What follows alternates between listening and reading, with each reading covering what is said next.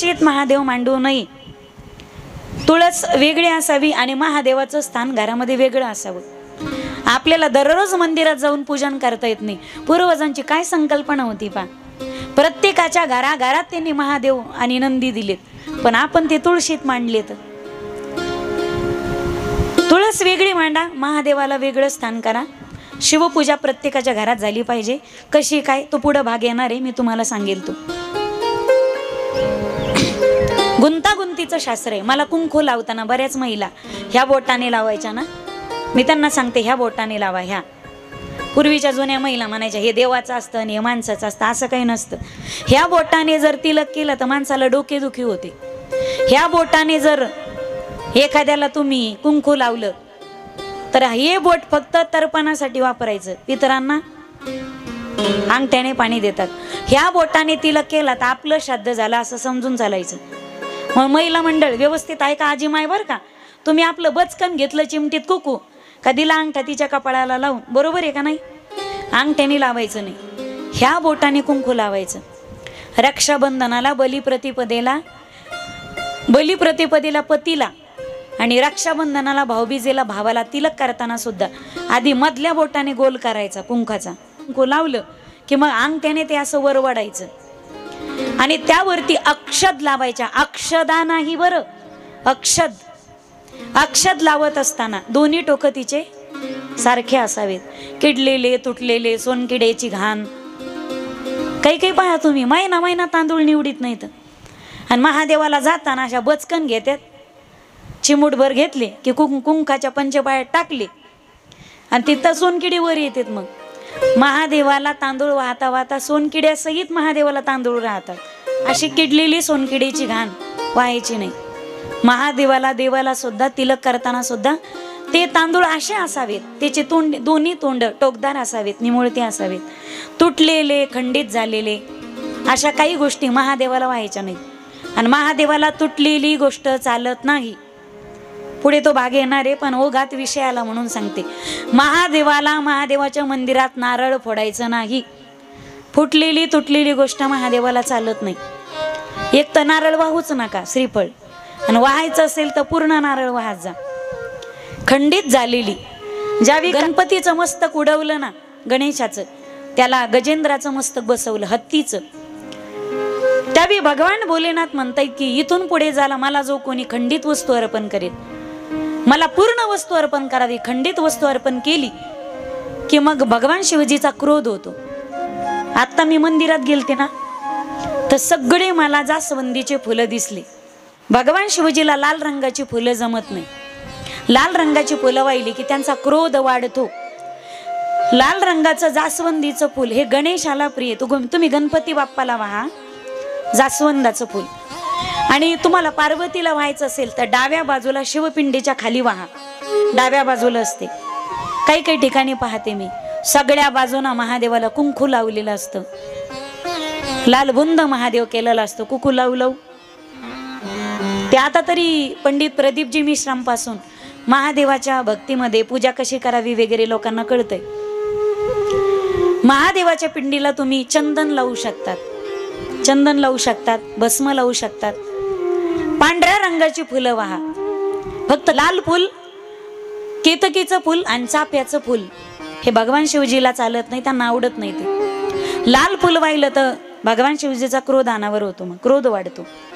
तुम्हाला पार्वतीला व्हायचं पिंडीच्या खाली व्हा. तुम्हाला हळदी कुंकू व्हायचंय तर पिंडीच्या डाव्या बाजूला खाली व्हायचं. मग डाव्या बाजूला पार्वतीचं स्थान आहे, डाव्या बाजूला व्हायचं. पण बऱ्याच ठिकाणी चौकोन लावलेलं असतं, हे चुकीचं आहे.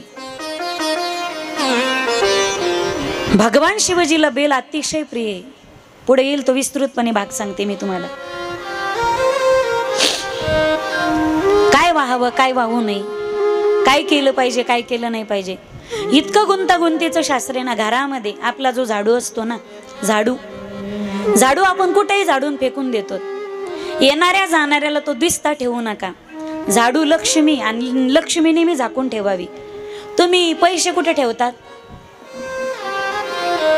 मी खाली येऊ का माईक घेऊन? तुम्ही पैसे कुठे ठेवतात? कुठं? कपाटात कपाट, कपाटात कपाट, कपाटात कपाट, कपाटात तिजोरी.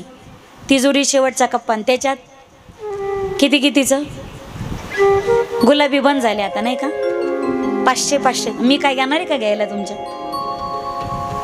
तुम्हीच लक्ष्मी, पैसा आहे जो तो झाकून ठेवतात. आणि झाडू लक्ष्मीचे, लक्ष्मी पूजनाला काय पूजलं जातं? झाडू पूजला जातो. म्हणून झाडू आपली लक्ष्मी, ती लोकांना दिसेल अशी ठेवायची नाही, ती नेहमी झाकून ठेवायची. वायव्य दिशेला झाडू असावा. इथं पूर्व दिशा कुणीकडे आहे? कुणीकडे आहे? इकडे आहे का? पूर्व, पश्चिम, दक्षिण आणि उत्तर. वास्तुशास्त्र सांगते का आग्नेय दिशेला म्हणजे पूर्व आणि पश्चिम, पूर्व आणि दक्षिण यांच्या मधात तुमचं किचन असावं. ह्या आग्नेय कोपऱ्यात हे महाराज लोक बसलेत का? हे असं तुमचं किचन असावं. त्या कोपऱ्यामध्ये देवघर असावं. तिकडे ईशान्य कोपऱ्यामध्ये तुम्हाला झाडू ठेवायचा असेल तर तो आग्नेय, नैऋत्य, वायव्य कोपऱ्यामध्ये म्हणजे पलीकडं त्या कोपऱ्यामध्ये तुम्ही तुमचा झाडू ठेवला पाहिजे. आणि झाडू कसा ठेवला पाहिजे? कसा ठेवला पाहिजे? वर त्याचा धरायचा दांडा आला पाहिजे, बरोबर आहे ना? मग असा आडवा ठेवायचा ना खाली, असं. लक्ष्मी, ती लक्ष्मी कधी उभी करायची नसते. आणि घरामध्ये झाडूच्या पहा तुम्ही, काही लोक पन्हाळ्या गळात त्या झाडूच्या, तरी पण असा त्याची चिपटी होती पहा तुम्ही, 4च काड्या राहतात त्याला, त्या 4 कार्याने झाडीत आहेत. असा चिकाटीनं असा चिकाटीनं आम्ही प्रपंच करतो. अरे असं कुठं प्रपंच असतो का? तुमचा झाडू जर गळायला लागला, लक्ष्मी ती झाडू थोडासा जुना झाला की पटकन दुसरा झाडू घेऊन यायचा आणि पूजन केल्याशिवाय, पूजा केल्याशिवाय तो झाडू झाडायला काढायचा नाही. माणसाच्या घरात लक्ष्मी टिकत नाही. मग झाडू तुटेपर्यंत जर वापरला तर काही पहा तुम्ही कंग काहीच्या घरामध्ये कंगेचे दाट तुटते तरी कंग बी बदलीत नाही. ते काय, एक तर माणूस असा होता, तो म्हणे जोपर्यंत याचा शेवटचा दात तुटत नाही कंगव्याचा तोपर्यंत हा कंगवाट टाकून द्यायचा नाही मला, दुसरा कंगवाच आणायचा नाही. उमापती महेश्वर भगवान की.